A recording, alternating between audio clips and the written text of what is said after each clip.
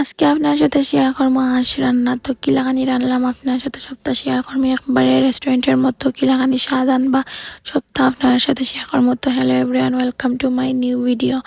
তো আজকে রান্না করছিলাম বাসাত হাঁস। তো এখানে এখন হাঁসটারে কাটিয়া সুন্দর করে পরিষ্কার করিয়া দইয়া রাখি দিলাম। তো হাঁস রান্নার লাগে এদিকে পেঁয়াজ কুচি করিয়া রাখছি, আর রসুন বাটা, আদা বাটা, আর আস্তা রসুন। তারপরে একটা কড়াইয়ের মাঝে এখন তেল দিয়া গরম মশলা দিলাইলাম, তারপরে একটু রসুন বাটা, আদা বাটা, আর দিলাইলাম পেঁয়াজ কুচি। তারপরে পরিষ্কার করা হাঁসের মাংসটা দিয়া বালা করে একটারে কষাই লিমু, বালা করে কষাইতে হইব। তারপরে এখানে একটু হলুদও দিছিলাম, হলুদ দিয়া একটারে বালাটিকে কষাইমু, একটু গুড়িয়া কষাইমু, দেখবা কি সুন্দর পানি ছাড়বো হাঁসের মাংস থেকে। তারপরে এখানে আমি পেঁয়াজ কুচি দিলাইলাম, তারপরে আদা বাটা, রসুন বাটা, আর আস্তা রসুন দিলাইলাম। তারপরে এখানে সব রকম গুঁড়া মশলা দিলাম। হাঁসের মাংসটা একটু জাল জাল মজা লাগে, তার লাগে বেশি করে গুঁড়া মরিচ দিছি। জাল জাল হইলে হাঁসের মাংসটা অনেক টেস্ট হয়।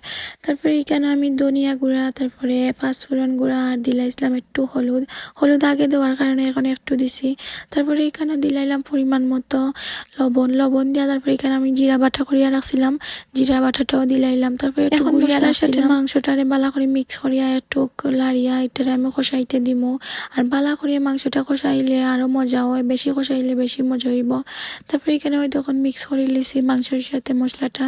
তারপরে এখানে গুড়িয়া একটু সময় রাঁধছিলাম, কাঁচামরিচ দিলাইলাম, কাঁচামরিচ দেওয়া একটু সময় এটা লাড়িয়া উড়িয়া রাখলাম। তারপরে এখানে একটু কষাইবার লাগে আবার দিলাম। তারপরে এখানে আমি গরম পানি করিয়া রাখছিলাম, আর অবশ্যই গরম পানি ব্যবহার করবো, তাহলে অনেক মজা হয়। তো এই যে আমার হাঁস রান্না তো কি লইছে আজকের রান্না, আর ভিডিওটা অবশ্যই কমেন্ট করে জানাবে। তো আজকে এই পর্যন্ত, সবাই ভালো থাকবেন, আসসালামু আলাইকুম।